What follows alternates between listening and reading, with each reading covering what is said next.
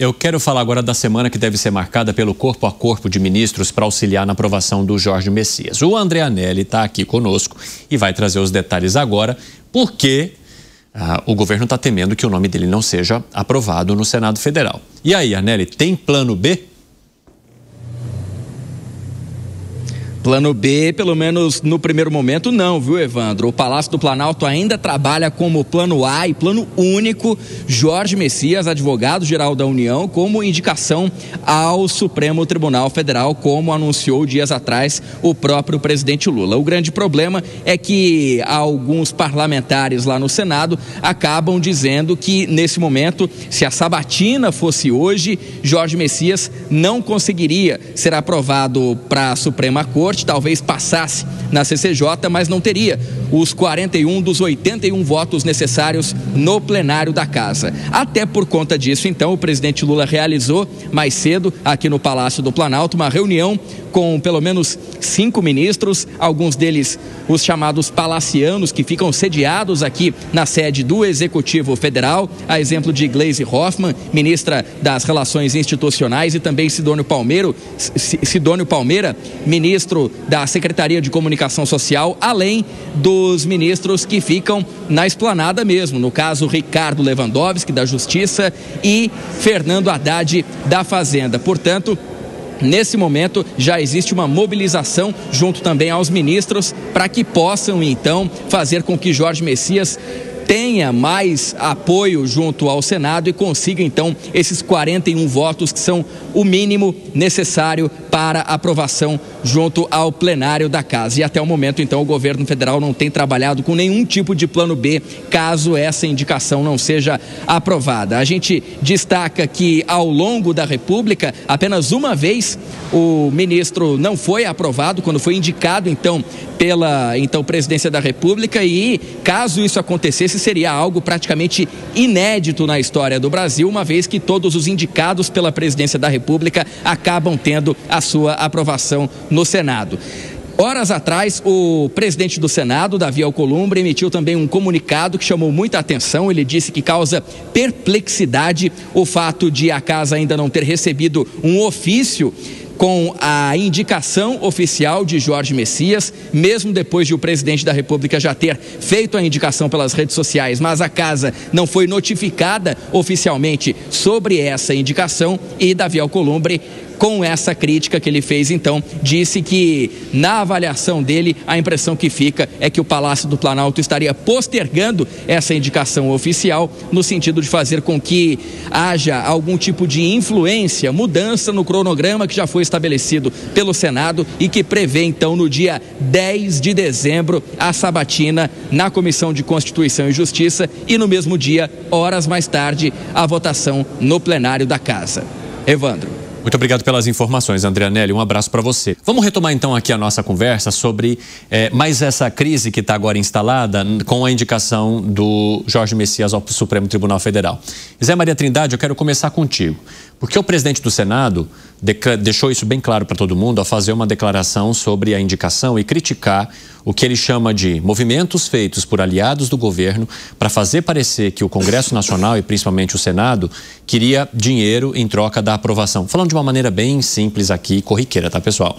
Dinheiro, emenda, troca de favor para conseguir ou para se aprovar o nome de Jorge Messias. E criticando também o fato de, embora o presidente da República tenha oficializado a indicação, de que nenhuma carta tenha sido enviada ao Senado Federal para falar, olha, está aqui o nome de Jorge Messias.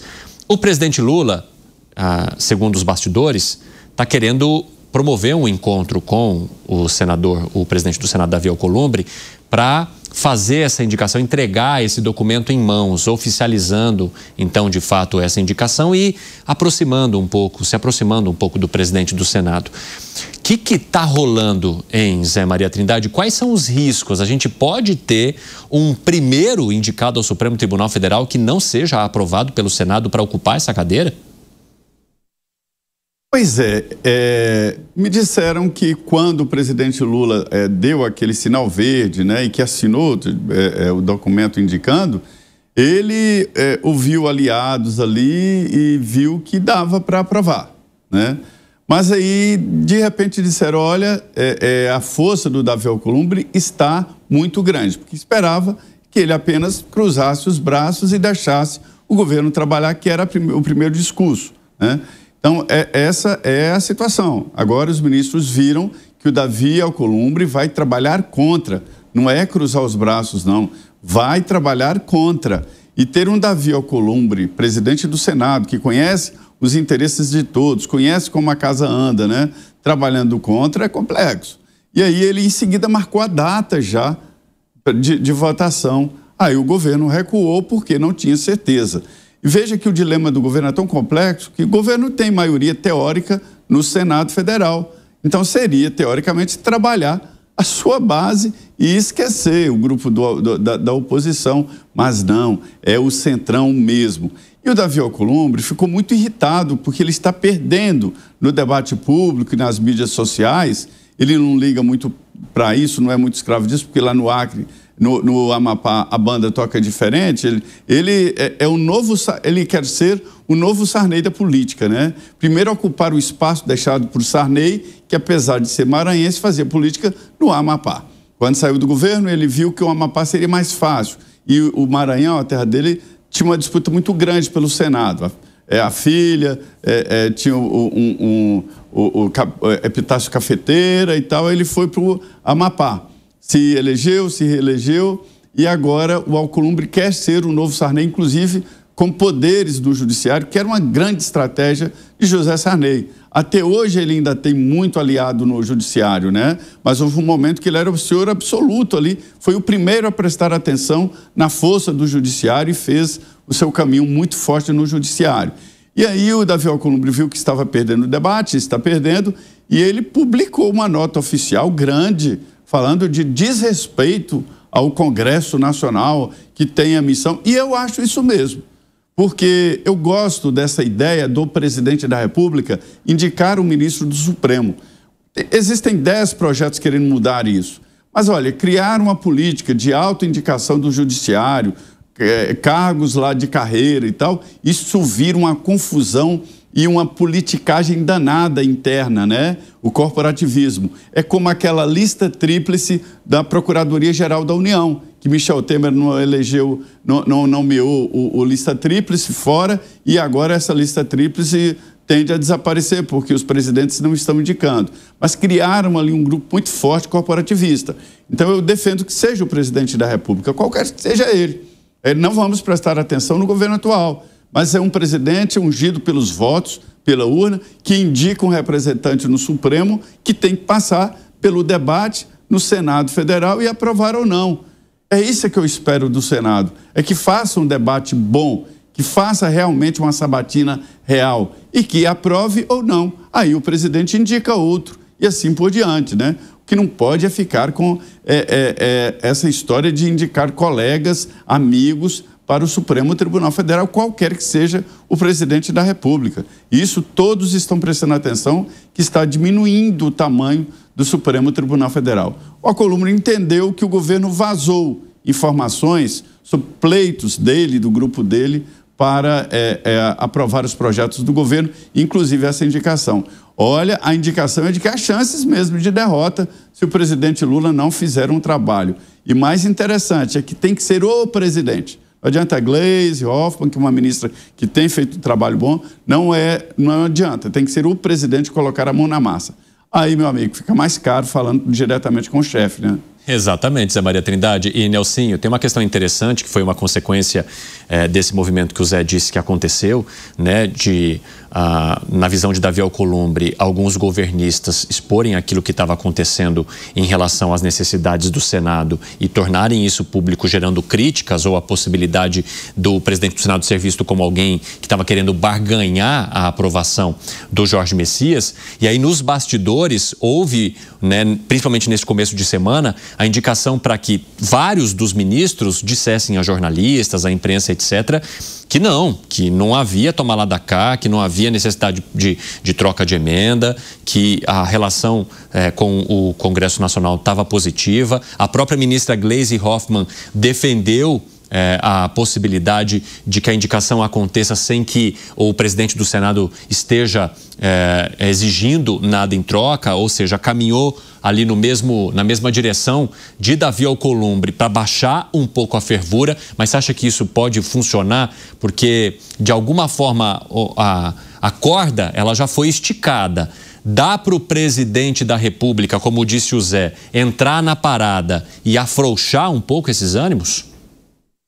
Dá, com fisiologismo e troca de favores em uma barganha. Então, assim, tem hipocrisia de lado a lado. É todo mundo hipócrita nessa história, nessa novela toda, viu, Cine? Eu tenho um post, inclusive, que é bem simbólico, que é da ministra de Relações Institucionais, a Gleisi Hoffmann, que fala justamente isso. Não tem troca de emendas parlamentares, fisiologismo, isso aí não existe. Claro que existe. Se não existisse, não estaria aí na faixa dos 50 bilhões de reais em emendas parlamentares.